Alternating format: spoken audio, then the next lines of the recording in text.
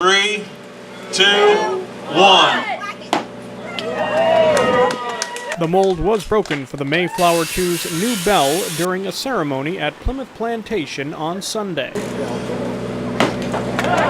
Oh, I see your State Senator Vinny Macedo was among those swinging the sledgehammer. The goal is to commemorate and memorialize what really happened here 400 years ago, and what that ship coming back, is going to mean to this region. I think a lot of people know that the Mayflower's been gone for rebuilding and over the last couple of years. We've missed it quite a bit, and so now that it's going to be coming back, it's an exciting time for Plymouth because the Mayflower symbolizes what this country's all about. The bell was casted by the Verdon Company and their mobile foundry. We cast the bell yesterday late afternoon. We've just removed the bell from the mold. Right now what the guys are doing is removing all the extra metals, so the gates, the riser, all that extra stuff you need to do a casting. You know, when you think of America, it doesn't get any more, I think, American than, Plymouth. You think about, what happened nearly 400 years ago, and, where would we be if those brave pilgrims hadn't decided to do what they did. Material for the bell was created in part by metals donated from local veterans. There were things that people wanted to have as part of this bell. The way I looked at it and the way I presented it was, this is a link between the military and the early pilgrims who came across. They were looking for freedoms, and that's exactly what the veterans purpose in this country, in the United States of America. We will fight so that people will enjoy their freedoms at whatever cost it may be. California, and this is very special. There was also a water collection ceremony.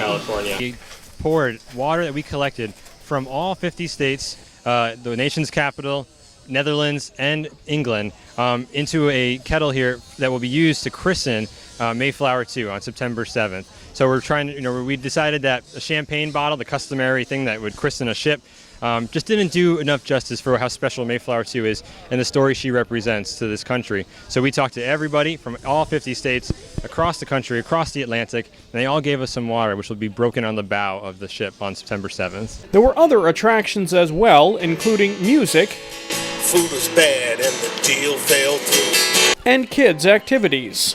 We are doing an activity called Float the Boat. So children of all ages are challenged to use all the ephemera and bits and bobs and recycled material that we have collected to build a boat of some sort that will float in our kiddie pool. So behind me you can see some of the creations that have been built. Some of the children like to take theirs with them, some leave them here for us. And it's a really fun activity. It makes them, it's not just arts and crafts, but they're thinking about some engineering. They have to do a lot of trial and error, making modifications, thinking about what materials float and what don't. Not all of the materials we have out are actually useful necessarily, as they are not buoyant at all. So they have to really think about that. So it's a really great developmental activity for them and very fun and Mayflower related. So we're having a great time. Throughout the day, the bell went through an extensive polish and finishing process before being moved into place for its first ring.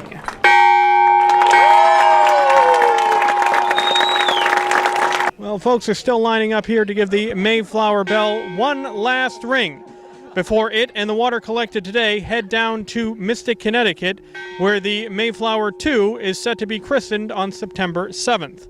To learn more about the bell, the water, and the Mayflower II's journey, go to sailingmayflower.org. Reporting from Plymouth Plantation, Dan McCready, WATD News.